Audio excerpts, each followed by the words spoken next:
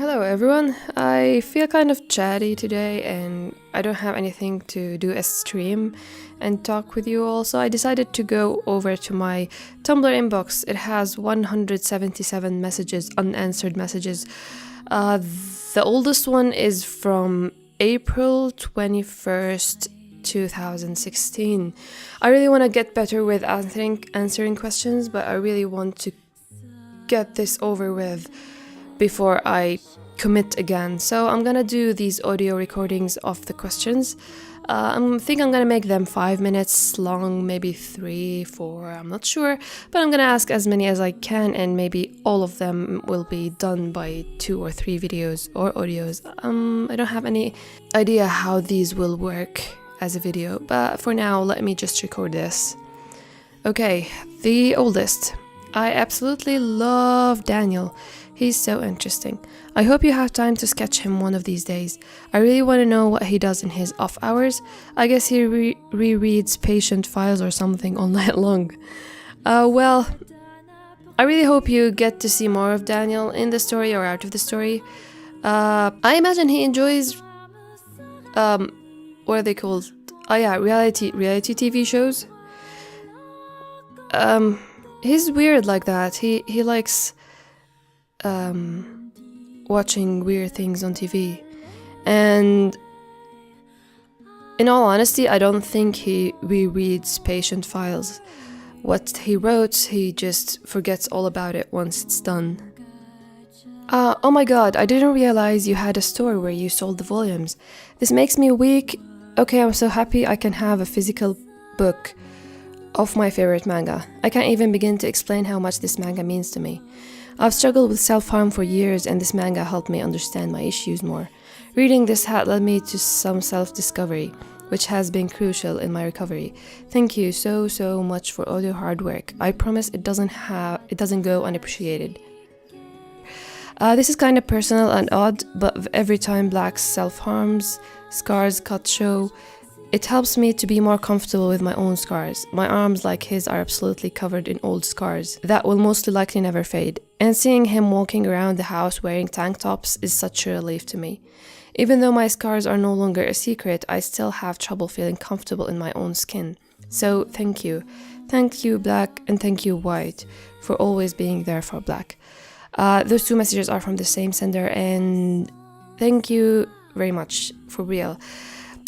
First thing, you mentioning self-discovery, you can't imagine, this is like a dream coming true for me, because I really want to be able to help people in any way I can, and I can't stress enough how important it is for everyone to look inside and try to discover themselves, the good and bad, because that always helps people go forward, and it gives a person a will and a sense of looking forward to every new day. As for the scars, I know that it can be self-conscious, it can be difficult to have them shown all around, and it makes one self-conscious. That's what I wanted to say. And it's not easy to be comfortable in your own skin. I think Black is so comfortable around White. If you notice in other places, he's always trying to cover everything.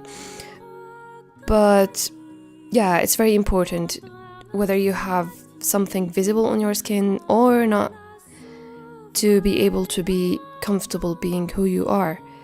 So I'm really happy to read this message. Thank you so much, and I hope you stay strong. I truly appreciate it. I first read your manga when I was 11, and let me tell you, it was the best thing to ever happen to me. Even when I stopped reading it, it was always in my head. I started reading it a few months ago. I'm 14 now, and I finally understand it all. I love your art style and the characters and the entire story. Most mangas revolve around romance or pure action, but I love how yours has a slice of life. Well done. Thank you so much. This is really encouraging. Honestly, the first part of your message makes me very happy. The whole message makes me very happy, but the first part is something that I wasn't sure of. When I first wrote that the story is for 16 plus, Even when, if I say 13 plus, somebody would look at it and think that it doesn't have anything. Why is it? Why does it need older teens? And it's not because of the language or the blood or the swearing. It's more because I know that you need more awareness to get everything that's happening in it. I personally was doubtful of if it makes sense at all, and that's why I, at some point, especially in volume 2, chapters 8 to 14, I tried to over-explain things because lots of people kept telling me that it's confusing. But as the story progresses, I realized that people on the internet, when they're looking for webcomics, looking for something fast and easy to just give them a feeling. And Grey wasn't ever like that. So I kind of made this mistake of over-explaining things. But thankfully, I had enough. I had a good friend who told me that, yeah, you are writing too much, and I had to go back to my first style where I just give subtle hints. And lots of people told me this before, that they were in school, they didn't get it, but they liked it, and then they forgot about it, and when they got back, they're in college or in high school, and now they get it all. Not to mention that the story has progressed, so you can get more and understand more of the events and why everything is happening. But either way, I'm really happy with your message. Thank you so very much, and I hope you continue to enjoy my work. It seems like Black has been showing his arms more lately, or I just suddenly noticed, so I started to wonder, do you have a reference, mental or otherwise, for where Black's scars are, and maybe how he got them? Or does he have so many that you can just draw them where you'd like? Thanks for sharing such an incredible story with us. I really should have a reference for Black's scars, especially those which are important for the story. Like there's, for example, this really big breakdown of his that caused him to cut heavily than usual. Maybe I should remember where that cut was and just have it there. But honestly, I don't have any reference for it, and I just put it all over the place because it happens mindlessly with him, and he doesn't. Sometimes he takes good care of it, sometimes he doesn't. So some leave a mark, some don't. So yeah, I don't have. And thank you so much for your kind words. I really hope you continue to enjoy my story. Do you use clothes references when drawing, or is it all your creation? I love the way your characters are dressed, and you are also great at drawing them. The wrinkles and shadows look so natural. I have a hard time drawing them, so thanks in advance. Oh my god, I couldn't... I kind of don't believe this, because not that I don't believe you, but I mean, it kind of made me, oh my god, really? Because I don't think I have that skill of drawing wrinkles and shadows looking naturally. I try. I look at lots of fashion magazines. Whenever I'm out, I don't like shopping. So whenever I'm out with someone who's doing shopping, I just look around at all the mannequins and all the clothes here and there. I look at lots of fashion magazines, online, offline. I observe people in any movie, any series I'm watching. I always look at the clothes, so I kind of have a big library in my head, which I go back to when I need. When I started, I didn't really pay much attention to clothes, but as the story progresses, I'm giving more and more attention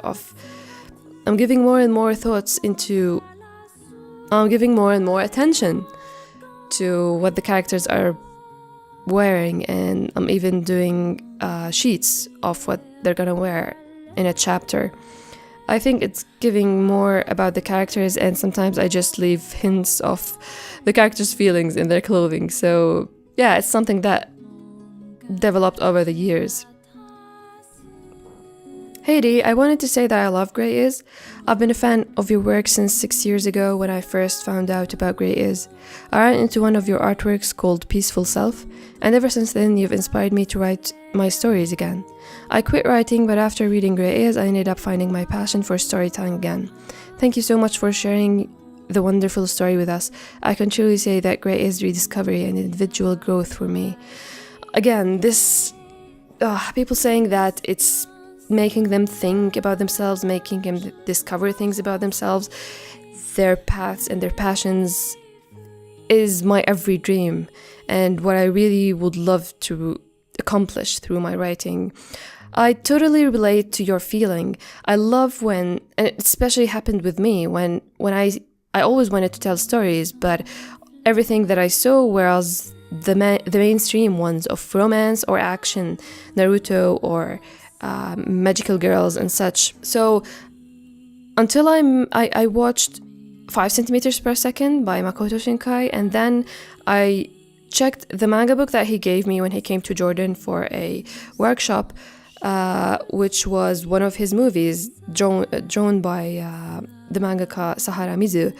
I was blown away that, wow, people can write just their thoughts and feelings. The thoughts and feelings of those characters, and just focus on the slice of life aspects in a story and actually make a living out of it. I don't know, I kind of felt like this thing doesn't happen, and even if I came across such a story, I feel like it just exists. I don't know. I was 20 at the time, but I still had the feeling that nobody does manga for a living. I don't know. Sometimes I'm really dense, and it opened my eyes and it got me back, or not got me back, it really gave me a direction to go to. So I'm really happy to find and read that you feel the same way. And no matter what you do, even if you lost your passion or the current feeling that you have for writing, don't stop writing. Writing is a really strong form of therapy in itself. I really hope you continue to write and share your words with the world so you can influence more people yourself. I wonder if it's alright to ask you something like this. Have you ever felt very discouraged? Say you shared something and you worked very hard to produce it, but the feedback is strikingly next to none. I feel discouraged sometimes when I draw something and share it, but the feedback is extremely low. I don't think I'm bad at drawing, but I honestly don't understand why I can't bring people to my art. I try to tell myself on to the next, no more dwelling, but it doesn't really work. Okay, this is a very tricky one because the internet now is very different from 8 years ago when I committed to having a career on the internet. I honestly don't feel discouraged that easily when it comes to art. It's just a personality thing, so don't take it as to how I feel. But I know how it feels to not get anything back. I feel sad about it, but not discouraged. I feel angry at times, especially when I share. For example, even now, I have a good number of people following me. I know I have a good number of readership based on the sales of the books. But sometimes I hear nothing back, especially when I post an update with like a big reveal or a good joke that I'm really proud of and been waiting to share, and then I get nothing, 0 comments, especially on my website where there isn't even likes to know like people are liking the page. It's not discouraging, but it's like I feel like I really want to hit something because we share so we can get a reaction from people. It's a form of interaction. We're expressing something and we want to hear something back. It's a very tricky one. I think I go by your mentality, like on to the next, no more dwelling, and I go on and on from there. I'm really liking that you say that you don't think you're bad at drawing, because that's very important. It's important for it to, like, if you don't have the interactions, doesn't mean that you need to lose confidence in your art. It's just a frustrating thing that I really don't have. I'm trying to find a good advice on this, but it's really hard. It's getting harder and harder every day. So I think you just need to be in a community of a sort. I don't know where, but look for places that are close to the thing that you're drawing or writing, the themes that you're interested in. Look for communities or fandoms that are close to the things that you're writing. Try to make friends in those fandoms and communities. Comment on other people's work, reply to comments that you feel you have something to say, and maybe you'll have more friends and get a close group of people so you can show your work with, and get the circle of followers to get bigger and bigger. That's the thing that I feel works best. Form a group of friends who are really close to you and get you and just talk to them about their interests and share your interests, and maybe with time your message will reach out to a bigger number of people. I'm sorry that I'm struggling here with this answer, but I hope it gets better with time for you. Thank you so much for your question. I'm sorry again.